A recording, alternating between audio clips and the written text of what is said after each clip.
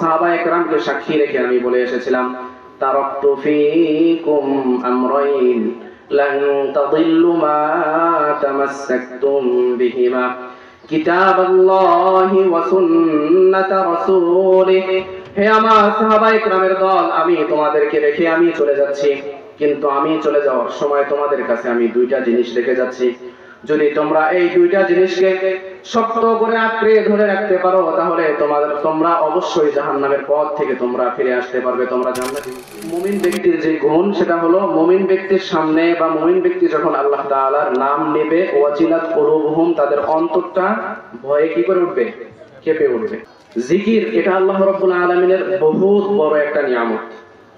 এই জিকির, নবী আলাইহিস সালাতু ওয়াস সালামের দরবারে এক ব্যক্তি এসে নবী আলাইহিস সালাতু ওয়াস সালামকে প্রশ্ন করলেন। নবী আলাইহিস সালাতু ওয়াস সালামকে বললেন, ইন্না শারাইআল ইসলামি ক্বাদ কাসরাত আলাইয়া। এক ব্যক্তি নবী আলাইহিস সালাতু ওয়াস সালামকে এসে বললেন, ইয়া রাসূলুল্লাহ, ইসলামের মধ্যে যতগুলো বিধি বিধান রয়েছে, হুকুম আহকাম, ইসলামের মধ্যে যত কিছু রয়েছে, আমার কাছে তো সবগুলোকে অনেক বেশি কষ্টের মনে হয়। এই সমস্ত কিছুকে আমি সঠিকভাবে আদায় করতে পারি না। ফাআখবিরনি বিশাইইন আতাশাব্বাসু বিহি। ইয়া রাসূলুল্লাহ, সমস্ত এত বিধি বিধান আমি বুঝি না, আমাকে একটা মাত্র আমল আমাকে শিখিয়ে দেন, যেই আমলটাকে আমি শক্তভাবে আঁকড়ে ধরতে পারবো, আর এই শক্তভাবে আঁকড়ে ধরার কারণে আল্লাহ রাব্বুল আলামিন কাল কিয়ামতে আমাকে মাফ করে দিবেন। নবী আলাইহিস সালাতু ওয়াস সালাম তার এই প্রশ্নের উত্তরে বললেন, লা ইয়াজালু লিসানুকা রাতাবাম মিন যিকরিল্লাহ। নবী আলাইহিস সালাতু ওয়াস সালাম বললেন, হে আমার সাহাবা, তুমি যদি একটা মাত্র আমল চাও, তাহলে আমি বলতে চাই, তোমার জীবনের প্রত্যেকটা মুহূর্তে, শয়নে স্বপনে, উঠতে বসতে, সমস্ত অবস্থায় তোমার জিহ্বাকে আল্লাহ তাআলার স্মরণে তরুতাজা রাখো। যদি তোমার জিহ্বাকে তরুতাজা রাখতে পারো আল্লাহ তাআলার স্মরণে, আশা করা যায় কিয়ামতের ময়দানে তোমার এই জিকিরের মাধ্যমে আল্লাহ তাআলা তোমাকে মাফ করে দিবেন। এটা জিকির, আল্লাহ তাআলার যে জিকির করলে আল্লাহ তাআলা ক্ষমা করবেন। একটা সাহাবা নবী আলাইহিস সালামকে বলছে, ইয়া রাসূলুল্লাহ, আমার বিধিবিধানগুলো অনেক কষ্ট মনে হয়, একটা শিক্ষা দেন যেটা আমি আদায় করব, আমার দৈনন্দিন জীবনের নামাজের পাশাপাশি একটা আমল করব, যে আমলের কারণে আল্লাহ মাফ করে দিবেন। আল্লাহ তাআলা নবী আলাইহিস সালাতু ওয়াস সালাম কি বললেন? জিকির করো, আল্লাহ তাআলা বেশি বেশি জিকির করো। নবী আলাইহিস সালাতু ওয়াস সালাম অন্য আরেকটা হাদিসের মধ্যে বলেন, عن أبي سعيد الخدري رضي الله تعالى عنه أن رسول الله صلى الله عليه وسلم سئل أي العباد أفضل درجة عند الله يوم القيامة। একজন সাহাবা নবী আলাইহিস সালাতু ওয়াস সালামকে এসে বললেন, ইয়া রাসূলুল্লাহ, কাল কিয়ামতের ময়দানে সমস্ত মানুষ যখন একত্রিত হয়ে দাঁড়িয়ে যাবে, ওই মানুষগুলোর মধ্যে মর্যাদাবান ব্যক্তি, সবার চাইতে বেশি মর্যাদাবান ব্যক্তি কে হবে আমি জানতে চাই। নবী আলাইহিস সালাতু ওয়াস সালাম বললেন, তুমি সবার চেয়ে মর্যাদা ব্যক্তি কে হবে জানতে চাও? নবী আলাইহিস সালাতু ওয়াস সালাম বলেন, তাহলে শোনো, আয-যাকিরুনাল্লাহা কাসীরান ওয়ায-যাকিরাত। দুনিয়ার মধ্যে সর্ব অবস্থায় যে ব্যক্তি সব সময় জিকিরের মধ্যে নিমগ্ন থাকবে, আল্লাহ রাব্বুল আলামিন কাল কিয়ামতের ময়দানে ওই ব্যক্তিকে সবার চাইতে বড় মর্যাদা দান করবেন। হযরত আবু হুরায়রা রাদিয়াল্লাহু আনহু থেকে একটা হাদিস বর্ণিত রয়েছে, বুখারী শরীফের সর্বশেষ একটা হাদিস রয়েছে, যে হাদিসের মধ্যে হযরত আবু হুরায়রা রাদিয়াল্লাহু তাআলা আনহু বলেন, عن أبي هريرة رضي الله تعالى عنه قال قال النبي صلى الله عليه وسلم كلمتان حبيبتان إلى الرحمن خفيفتان على اللسان ثقيلتان في الميزان। নবী আলাইহিস সালাতু ওয়াস সালাম বলেন, কালিমাতানে, দুইটা কালিমা এমন রয়েছে, হাবিবাতানি ইলার রহমান, যে দুইটা কালিমা আল্লাহ তাআলার কাছে অনেক বেশি প্রিয়, খফিফাতানি আলাল লিসান, আর এই দুইটা কালিমা মুখে উচ্চারণ করতে অনেক বেশি সহজ, সাকিলাতানি ফিল মিজান, আর মিজানের পাল্লায় এই দুইটা কালেমা অনেক বেশি ভারী হবে। তিনটার কথা বলছে। একটা হলো আল্লাহ তাআলার কাছে অনেক বেশি প্রিয়। দুই নম্বর বলছে যে এটা মুখে উচ্চারণ করতে পড়তে অনেক বেশি সহজ, আর মিজানের ময়দান মিজানের পাল্লায় কাল কিয়ামতের দিন ভারীর দিক দিয়ে অনেক বেশি ভারী হবে। এই দুইটা কালেমা রয়েছে, আমাদের জানার প্রয়োজন আছে না? আবু হুরায়রা রাদিয়াল্লাহু তাআলা আনহু বলেন, সুবহানাল্লাহি ওয়া বিহামদিহি সুবহানাল্লাহিল আযীম। বলেন সুবহানাল্লাহি ওয়া বিহামদিহি সুবহানাল্লাহিল আযীম। এই যে সুবহানাল্লাহি ওয়া বিহামদিহি সুবহানাল্লাহিল আযীম, এই দুইটা কালেমা পড়তে অনেক বেশি সহজ না? আমাদের সবার কাছে এটা দুইটা কালেমা সবার জানা আছে না? আছে। এই দুইটা কালেমা আমরা চেষ্টা করব সবাই বেশি বেশি এই দুইটা কালেমা পড়ার জন্য চেষ্টা করব। আমি এই জিকির সম্পর্কে আর একটা হাদিস বলে শেষ করছি। নবী আলাইহিস সালাতু ওয়াস সালাম বলেন, আলা উনাব্বিউকুম বিখাইরিল আ'মালিকুম ওয়া আযকাহা ইনদা মালিকিকুম ওয়া আরফা'iহা ফি দারাজাতিকুম। নবী আলাইহিস সালাতু ওয়াস সালাম সাহাবায়ে কেরামদেরকে উদ্দেশ্য করে বললেন, আলা উনাব্বিউকুম বিখাইরিল আ'মালিকুম, আমি কি তোমাদেরকে এমন একটা আমল সম্পর্কে বলবো না যে আমলটা অন্য সব আমলের চাইতে সবচেয়ে বেশি প্রিয়, অনেক বেশি উত্তম আমল। ওয়া আযকাহা ইনদা মালিকিকুম, আর এই আমলটা আল্লাহ রাব্বুল আলামিনের কাছে অনেক বেশি প্রিয়। তিন নাম্বার হলো ওয়া আরফা'iহা ফি দারাজাতিকুম, যে ব্যক্তি নিয়মতান্ত্রিক এই আমলটা করতে পারবে আল্লাহ রাব্বুল আলামিন দিনকে দিন তার মর্যাদাটা শুধু বাড়াইতেই থাকবে। তিনটা কথা বলছে। একটা হলো এই আমলটা অন্য সব আমলের চেয়ে অনেক উত্তম আমল। দুই নম্বর কথা যে এই আমলটা আল্লাহ রাব্বুল আলামিনের কাছে অনেক বেশি প্রিয়। তিন নম্বর বলেন যে এই আমলটা যে করবে নিয়মিত আল্লাহ তাআলা তার মর্যাদা, তার সম্মান, তার মান, ইজ্জত দিনকে দিন শুধু বাড়াইতেই থাকবে। আমলটা শোনার দরকার আছে না আমাদের? নবী আলাইহিস সালাতু ওয়াস সালাম বলেন, সাহাবায়ে কেরাম এই কথা শোনার পরে সমস্ত সাহাবায়ে কেরাম নবী আলাইহিস সালাতু ওয়াস সালামকে বললেন, ইয়া রাসূলুল্লাহ, অবশ্যই আমাদের জানার প্রয়োজন আছে, আমাদেরকে বলেন। নবী আলাইহিস সালাতু ওয়াস সালাম বললেন, যিকরুল্লাহি তাআলা, যে ব্যক্তি সর্ব অবস্থায় আল্লাহ তাআলার জিকির করে ওই ব্যক্তিকে আল্লাহ রাব্বুল আলামিন এই তিনটা নিয়ামত দান করবেন। তাহলে এই জিকির যদি করি, জিকির এমন একটা ইবাদত যে ইবাদত দ্বারা আল্লাহ তাআলার নিকটবর্তী হওয়ার অনেক বেশি একটা মাধ্যম, কাছাকাছি হওয়ার। আল্লাহ রাব্বুল আলামিন, আমি সময় সংক্ষিপ্ততার কারণে অনেকগুলো হাদিস রয়েছে কিন্তু আমি পড়তে পারছি না সময় সংক্ষিপ্ত কারণে। জিকির সম্পর্কে যতটুকু দুই চারটা হাদিস বললাম, এই হাদিসের উপরে আল্লাহ তাআলা আমাদেরকে আমল করার তৌফিক দান করেন। আমরা সবাই বলছি আমিন। দ্বিতীয় নাম্বার যে বিষয় মুমিন বান্দার, সেটা হলো আল্লাহ রাব্বুল আলামিন কোরআন পাকের মধ্যে বলেন, وَإِذَا تُلِيَتْ عَلَيْهِمْ آيَاتُهُ زَادَتْهُمْ إِيمَانًا। মুমিন বান্দার সামনে যখন কোরআনে পাক তেলাওয়াত করা হবে তখন তার ঈমানটা শুধু বাড়তেই থাকবে। কোরআন তেলাওয়াতের কথা এসেছে। দেখেন, কোরআন এটা এমন একটা কালাম যেই কালামটা প্রত্যেকটা মানুষের উপরে কোরআন শিক্ষা করা ফরজ। কেন? নামাজ সহিহ শুদ্ধ হওয়ার পিছনে, নামাজ ভঙ্গ হওয়ার প্রথম যে কারণটা সেটাই হলো নামাজ অশুদ্ধ করা। আপনি কোরআন সহিহ শুদ্ধভাবে পড়তে পারছেন না, আপনার নামাজ হবে না। দেখেন, আমার 24টা ঘন্টার মধ্যে আমি নামাজের পিছনে আমি সারা দিনে আধা ঘন্টা সময় আমি ব্যয় করছি নামাজের পিছনে। আধা ঘন্টা সময় আমি ব্যয় করলাম, কিন্তু আমার নামাজটা যদি না হইলো তাহলে আমার আধা ঘন্টা সময় ব্যয় করে আমার লাভ কি হলো? আমি তো ব্যবসার মধ্যে সময় দিতে পারতাম, আমি তো আমার কাজের মধ্যে সময় দিতে পারতাম, আমি তো অন্য কাজের ভিতরে সময় দিতে পারতাম, কিন্তু আমার নামাজটাই হইলো না, আমার আধা ঘন্টা সময়টাই তো আমার লস।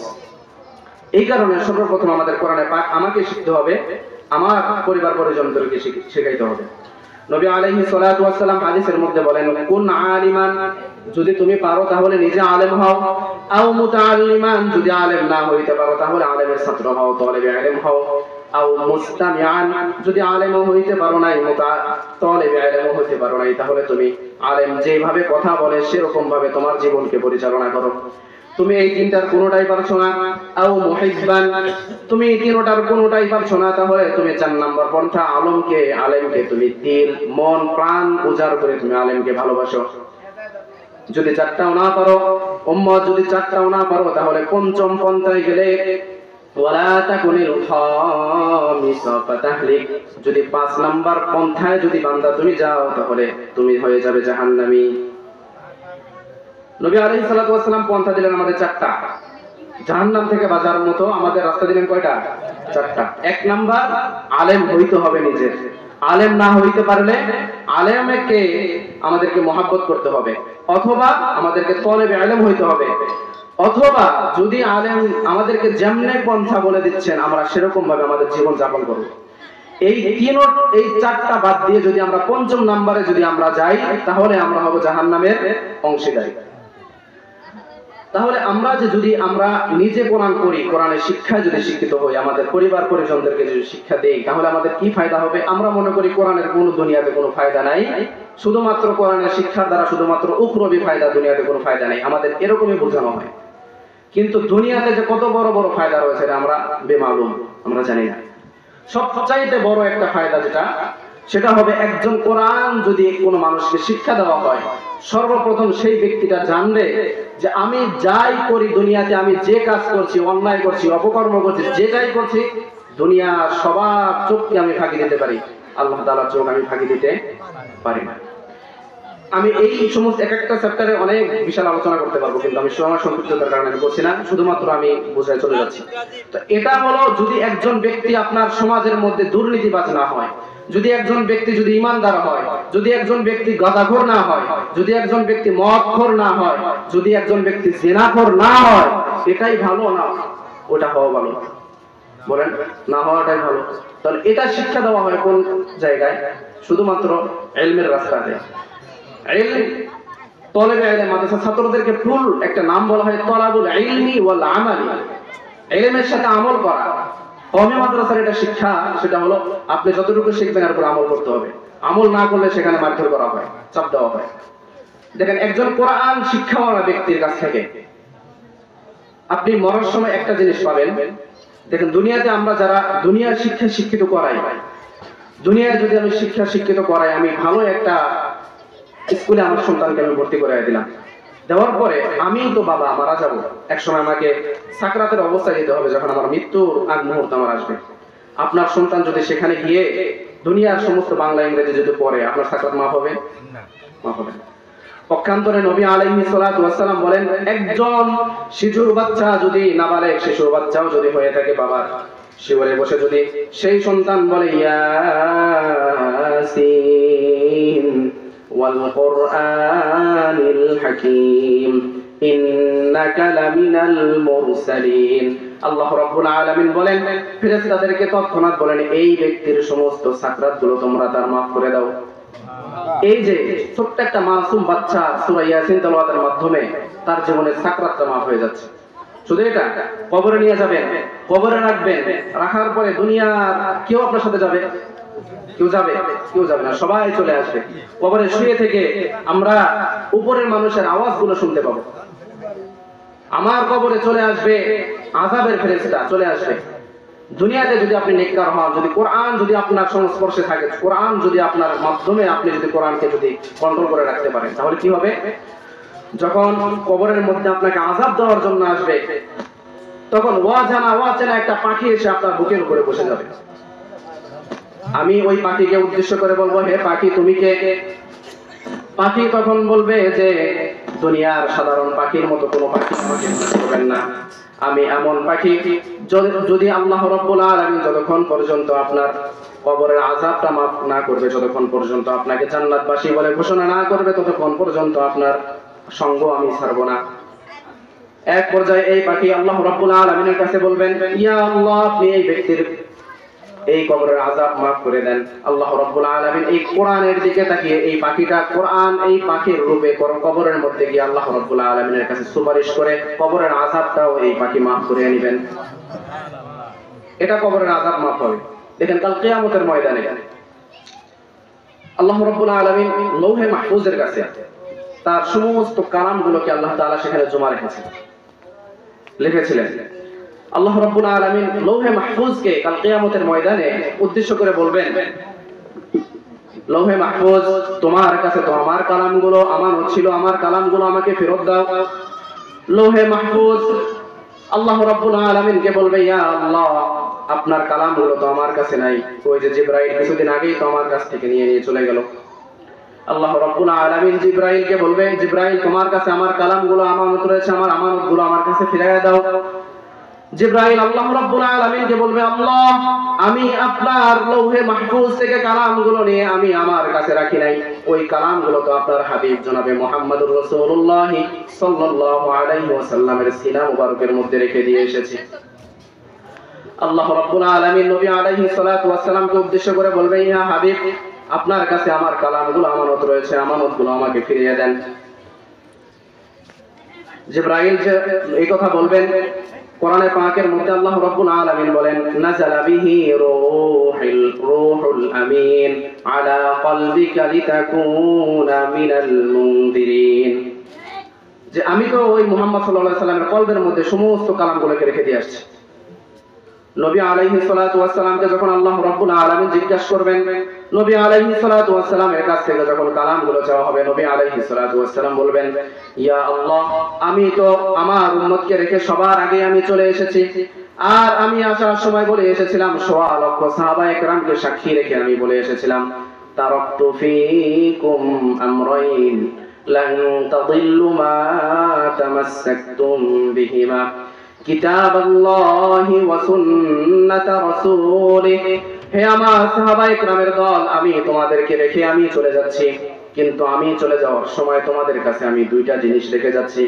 যদি তোমরা এই দুইটা জিনিসকে শক্ত করে আঁকড়ে ধরে রাখতে পারো, তাহলে তোমরা অবশ্যই জাহান্নামের পথ থেকে তোমরা ফিরে আসতে পারবে, তোমরা জান্নাতি হইতে পারবে। আমি তো সোয়া লক্ষ সাহাবায়ে কেরামকে সাক্ষী রেখে আমি কালামগুলো তাদের কাছে, আমি আর উম্মতদের কাছে আমি তো তাদের কাছে জিম্মায় রেখে এসেছি। এক পর্যায়ে আল্লাহ রাব্বুল আলামিন উম্মতে মুহাম্মাদীদেরকে ডাক দিয়ে বলবে, হে উম্মতে মুহাম্মাদী, তোমাদের কাছে আমার কালামগুলো আমানত রয়েছে, আমার আমানতগুলো আমার কাছে ফিরিয়ে দাও। সমস্ত উম্মতে মুহাম্মাদী যখন আল্লাহ রাব্বুল আলামিনের দরবারে কাঠ গড়ায় দাঁড়িয়ে যাবে, আমাদের নবী আলাইহিস সালাতু ওয়াস সালাম যখন দেখবেন আমার উম্মতেরা তো দিশেহারা হয়ে পড়েছে, এরা তো সঠিকভাবে কালামের হকগুলো আদায় করতে পারে নাই, এরা তো সঠিকভাবে উত্তরও দিতে পারবে না আল্লাহ তাআলার কাছে, নবী আলাইহিস সালাতু ওয়াস সালাম আল্লাহ রাব্বুল আলামিনকে বলবে, ইয়া আল্লাহ, আমাকে অল্প একটু সময় দেন, একটু পরে আমার উম্মতের কাছ থেকে আপনি হিসাব নেন। আল্লাহ রাব্বুল আলামিন বলবেন, আপনি কি করবেন?